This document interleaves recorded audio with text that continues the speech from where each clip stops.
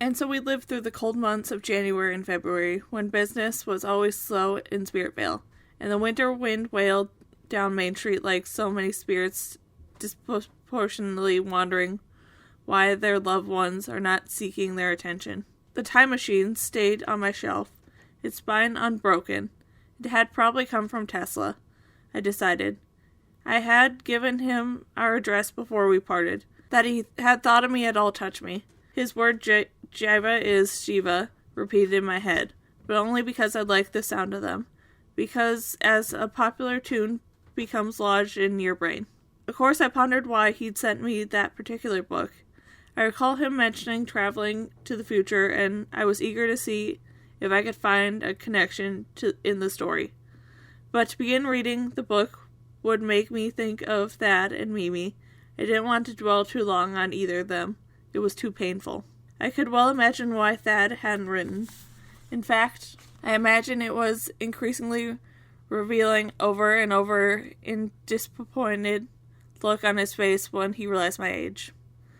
But where was Mimi? Why hadn't she written? My thoughts ran from horrible anxieties to terrible perils that might have befallen her, to an even more horrifying thought. What if she decided to embrace her new life by cutting all connections to her family? I couldn't imagine that she was doing such a thing, but it was a possibility. It was easier on my emotions to stay close to my fictional companion Sherlock Holmes, his friend and the sensible Dr. Watson.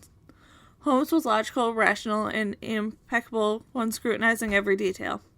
Watson and Holmes were both men of science clearing the path of reason among the murky depths of crime and passion. They did not talk to the dead, nor did they run off to Europe on a whim, or make a promise to write when they do not do so. I continued to follow Tesla in the papers. I saw a picture of him on the press conference, where his radio tower in Long Island was foreclosed once and for all. He promised to gather press that he was working on a new invention, that it would be so successful it would enable him to personally finance a new higher tower with a stronger signal. He didn't look well. In the background behind Tesla was Thad, listening to his employer with increasing interest. I took that photo and cut out and studied it often, with a painful mix of longing and anger, until it was worn, nearly translucent shreds. With my accumulated collection of articles, my original interview, I wrote my article titled Through the Eyes of a Genius. It was in time for the contest deadline. I mailed it, painstakingly typewritten, and bound with a blue ribbon, to the Sun. Then I tried not to think of it again. The Spirit Hotel was all but empty. At this time of year, so Aunt Lily didn't need my help as the chambermaid anymore. Mother decided I no longer needed schooling, so I was given the responsibility of tutoring Blythe, a task I enjoyed more than expected. It seemed Blythe, who had always seemed so contented to play with her dolls, was now chomping at the bits to get out of Spiritvale. Boarding school would be lovely, she told me, with a longing sigh. Imagine an entire school where the dead just kept their mouths shut. Why would he possibly want that? Asked Emma from her straight-back chair in the parlor. She and Amelie, who would sit in heavily snow, felt past the window beside them, in a narrow table in the parlor, facing each other, knees touching and working with the Ouija board sent by W.T. Stead. With their wispy light brown hair, caught in identical loosely bound knots atop their heads, their matching slim willowy frame, bent over the board in intense concentration. They looked like lovely 15-year-old bookends. Emma asked the question, and Amelie worked the triangular disc, in theory letting the spirits spell out their responses. Sometimes the two set their violet-blue eyes on the focus on the board, didn't waver for hours at a time. One day, I stood behind Emma. Amelie asked the spirit, "Why don't you talk?" I said. Amelie looked directly at me, as though startled by the question. Then she placed her hand on the disc and began to move. I was never sure if she was pulling her fingers along or she was pushing it. Before long it had spelled out a sentence that read, "I'm talking." "Then why can't I hear you?" I asked. "You're not listening," Emma replied. "Do you hear her?" Emma nodded. I hear her in my mind. It must be because you're twins, I decided. Amelie has the gift, Emma said. It drains her. It's easier she doesn't speak. Blythe had a pang throughout the fashion section of the Sun, but broke from her perusal and latest ankle boots. That's one gift I don't want. Give me a pair of these boots any day. The same night, I was awakened by a strange sound outside my window. Lifting my head to listen, I decided it must be a branch broken loose, banging in the winter wind. I returned to my light sleep only to be reawakened by the noise, which was now louder. I was proud of my logical mind and did not allow the ghostly going on of the town to frighten me. But that night, I was shrunken low under my covers. Had Mother summoned some spirits who had decided to stay? And if so, why was it walking around outside? Blythe in my bedroom window.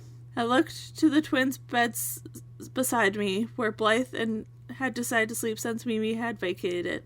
She claimed that the room she shared with the twins was too crowded, and I didn't object because I hated staring at Mimi's empty bed all night.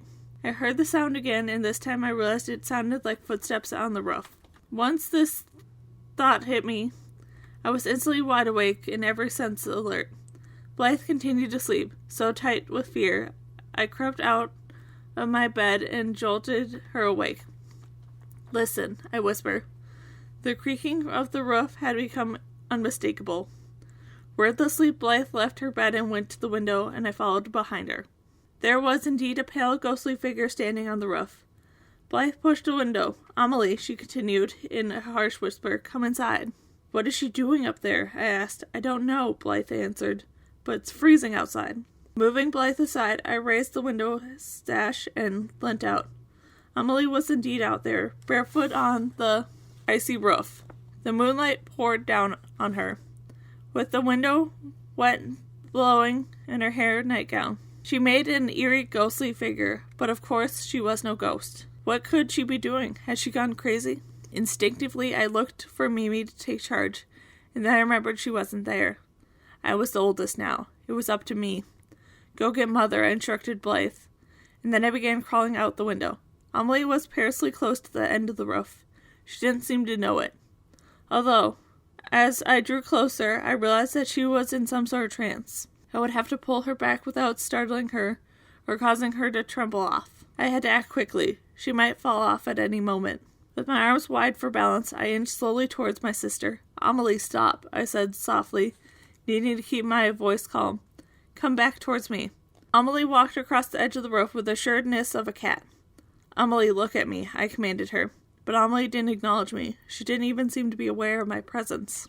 And then suddenly she tottered, arms windmilling crazily. Frantic, I clutched her nightgown and lunged forward and gripped her waist tightly in my other hand. For the horrible second, I was sure she'd go off the roof and pull me over with her. Bending my knees, I threw my weight backwards as hard as I could. Both of us fell back onto the roof, hitting with such force that we rolled to the very edge. If I hadn't been able to keep hold of her and jam my heel into the wooden gutter to stop our slide, I'm sure we would have sailed right over out onto the night. Looking to the house, I saw Mother in her open bedroom window, with Blythe hopping anxiously behind her. Mother's expression was shocked and confused. Come in here this minute, she scolded. What are you girls doing? Amelie blinked hard with recognition returned to her face. She shook her head, seemingly bewildered that she was out in the roof in the winter's night, dressed in her nightgown, as we were to find her there. Follow me, I instructed her, crawling back up the cold roof and onto her hands and knees. Amelie obeyed, and soon Mother was pulling us inside. What are you doing out here? Blythe asked her, but Amelie just blinked with confusion. Clearly she didn't know. Once inside and wrapped in blankets, I explained to Mother what happened. She sat beside Amelie on Blythe's bed and stroked her tangled, wind-blown hair. I'm afraid you're sleepwalking, my love, she said. What, you mean she was asleep out there? Blythe cried. She could have walked right off the roof. Emma appeared in the doorway. What's happening? She asked, rubbing her eyes. We'll tell you in the morning, dear, Mother said. Go back to sleep. I can't, Emma said. I had the strangest dream. I dreamt I was walking around somewhere that was very high up, and the stars everywhere as far as I could see. I was flying into a starry night when suddenly I woke up. Blythe and I stared at each other wide-eyed. Had my sister been dreaming the same dream? Mother held Amelie close to her side. That was the first night that Amelie began sleepwalking, but it wouldn't be the last. I passed the remainder of the winter with my head buried in the Christmas gifts Mother collected, volumes of Sherlock Holmes stories starting from the very first, as well as a single installment of the most recently published edition, The Terror of the Blue John Gap. And at the end of February, on a particularly frigid morning, there was a whistle of icy winds blew down the Canada, reminded me of the stoke of wood-burning stove. Mother retrieved a letter from W.T. Stead. "Girls," she announced after she read it, her face lit with excitement. "Mr. Stead is gathering all the greatest spiritualists for an international convention in London in April, and we are invited to attend." "All of us?" I said hopefully. "There are 5 tickets for the transatlantic crossing on the ocean liner in this envelope," Mother said, taking out the tickets and holding them for us to see. "I have a cousin outside London in Brighton. I will contact Agatha immediately to see if she's willing to have us stay at her house. It's too wonderful. We'll meet the greatest spiritualist," Emma said. She looked at Amelie, whose face was as illuminated with anticipation as her own. "We leave in a little over a month," Mother said to us. She held Mr. Stead's letter over her heart and closed her eyes, smiling beautifully. "Isn't it the most generous man alive?" "We're going to London," Blythe said, shouting, twirling around the room with her arms spread wide, nearly delirious of joy.